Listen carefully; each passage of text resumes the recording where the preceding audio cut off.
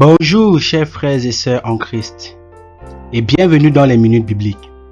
Nous sommes aujourd'hui lundi le 4 octobre 2021 et les textes qui nous sont proposés sont tirés de 2 Samuel 10 versets 1 à 19 et le psaume 69 avec pour cantique J'ai soif de ta présence, gloire à Dieu 163.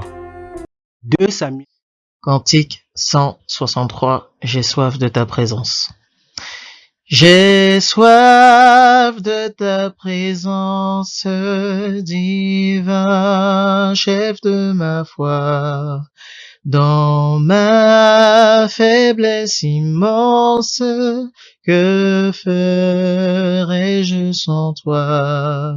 Chaque jour, à chaque heure, oh, j'ai besoin de toi.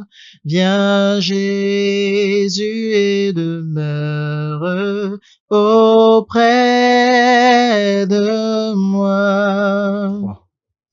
2 Samuel 10, versets 1 à 19. Là il est écrit: Après cela, le roi des fils d'Ammon mourut, et Hanun, son fils, régna à sa place. David dit: Je montrerai de la bienveillance à Hanun, fils de Nashak, comme son père en a montré à mon égard.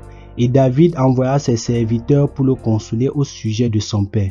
Lorsque les serviteurs de David arrivèrent dans le pays des fils d'Ammon, les chefs des fils d'Ammon dirent à Hanun, leur mère: Penses-tu que ce soit pour honorer ton père que David t'envoie des consolateurs? N'est-ce pas pour connaître et exploiter la ville et pour la détruire qu'il envoie ses serviteurs auprès de toi?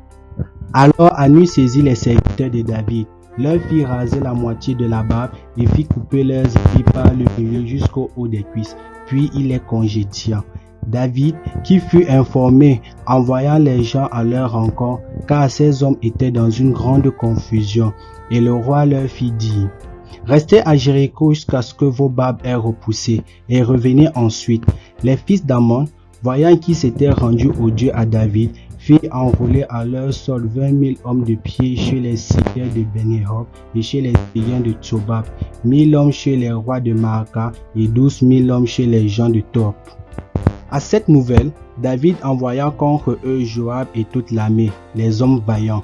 Les fils d'Ammon sortirent et se rangèrent en bataille à l'entrée de la porte. Les Syriens de Tobab et de Rehob et les hommes de Torb et de Maaka étaient à part dans la campagne.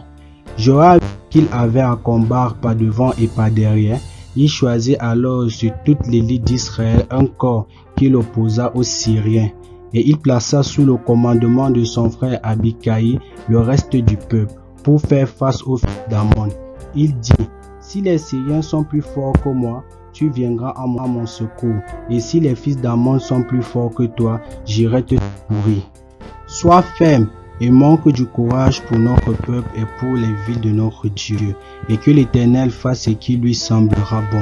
Joab, avec son peuple, s'avança pour attaquer les Syriens, et il s'enfuit devant lui. Et quand les fils d'Ammon virent que les Syriens avaient pris la fuite, ils s'enfuirent aussi devant Abiscaïn et rentra dans la ville.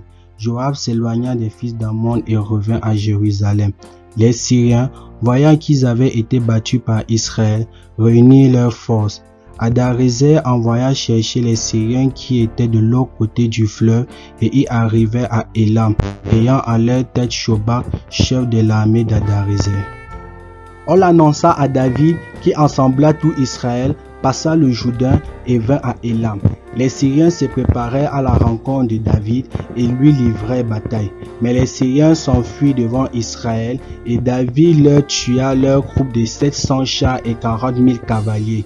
Il frappa aussi le chef de leur armée, Shobak, qui mourut sur place. Tous les rois soumis à Hadarézer, se voyant battus par Israël, firent la paix avec Israël, leur furent assujettis, et les Syriens n'osèrent plus secourir les fils d'Ammon. Amen. Psaume 69, là il est écrit: Au chef des chants sur les lits de David. Sauve-moi, ô Dieu, car les eaux menacent ma vie. J'enfonce dans la boue, sans pouvoir me tenir. Je suis tombé dans un gouffre et les eaux m'inondent. Je m'épuise à crier, mon gosier se dessèche, mes yeux se consument, tandis que je regarde vers mon Dieu. Ils sont plus nombreux que les cheveux de ma tête, ceux qui me haïssent en cause. Ils sont puissants, ceux qui veulent me perdre. Qui sont à tort mes ennemis. Ce que je n'ai pas dérobé, il faut que je le restitue. Ô Dieu, tu connais ma faute et mes fautes ne te sont pas cachées. Que ceux qui espèrent en toi ne soient pas confus à cause de moi. Seigneur, Éternel des armées, que ceux qui te cherchent ne soient pas dans la honte à cause de moi, Dieu d'Israël. Car c'est pour toi que je porte l'opprobre, que la honte couvre mon visage. Je suis devenu un étranger pour mes frères, un inconnu pour les fils de ma mère. Car le zèle de ta maison me dévore et les outrages de ceux qui t'insultent tombent sur moi. Je verse les larmes et je jeûne, et c'est ce qui m'attire l'opprobre. Je prends un sac pour vêtements et je suis l'objet de leur sarcasme. Ceux qui sont assis à la porte parlent de moi, et les buveurs de liqueur forte me mettent en chanson. Mais je t'adresse ma prière, ô Éternel, que ce soit le temps favorable, ô Dieu, par ta grande bonté, réponds-moi en assurant ton secours. Retire-moi de la boue et que je n'enfonce plus, que je sois délivré de mes ennemis et du gouffre, que les flots ne m'inondent plus, que l'abîme ne m'engloutisse pas, et que la fosse ne se ferme pas sur moi. Exauce-moi, Éternel, car ta bonté est immense. Dans tes grandes compassions, tourne vers moi les regards, et ne cache pas ta face à ton serviteur, puisque je suis dans la détresse, à toi de m'exaucer. Approche-toi de mon âme, délivre-la, sauve-moi à cause de mes ennemis. Tu connais mon opprobre, ma honte, mon ignominie, tous mes adversaires sont devant toi. L'opprobre me brise le cœur et je suis malade. J'attends de la pitié, mais en vain, des consolateurs et je n'en trouve aucun. Ils mettent des fils dans ma nourriture et pour apaiser ma soif, ils m'abreuvent de vinaigre. Que leur table soit pour eux un piège et un filet au sein de leur sécurité.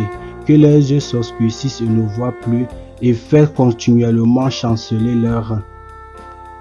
Répands sur eux ta colère et que ton ardente fureur les atteigne. Que leur demeure soit dévastée, qu'il n'y ait plus d'habitants dans leur tente. Car ils persécutent celui que tu frappes, ils racontent les souffrances de ceux que tu blesses. Ajoute des iniquités à leurs iniquités et qu'il n'y ait point part à ta miséricorde. Qu'ils soient effacés du livre de vie et qu'ils ne soient point inscrits avec les justes. Moi, je suis malheureux et souffrant. Ô Dieu, que ton secours me relève. Je célébrerai le nom de Dieu par des cantiques, je l'exalterai par des louanges. Cela est agréable à l'Éternel, plus qu'un taureau avec des cornes et des sabots. Les malheureux le voient et se réjouissent. Vous qui cherchez Dieu, que votre cœur vive. Car l'Éternel écoute le peuple et il ne méprise point ses captifs. Que les cieux et la terre le célèbrent, les mers et tout ce qui s'y meut. Car Dieu sauvera Sion et bâtira les villes de Juda. On s'y établira et l'on en prendra possession. La postérité de ses serviteurs en fera son héritage et ceux qui aiment son nom lui auront leur demeure. Amen. Venons au thème de nos lectures. Nous vous remercions et nous vous souhaitons une très belle semaine dans la paix de notre Seigneur. Amen.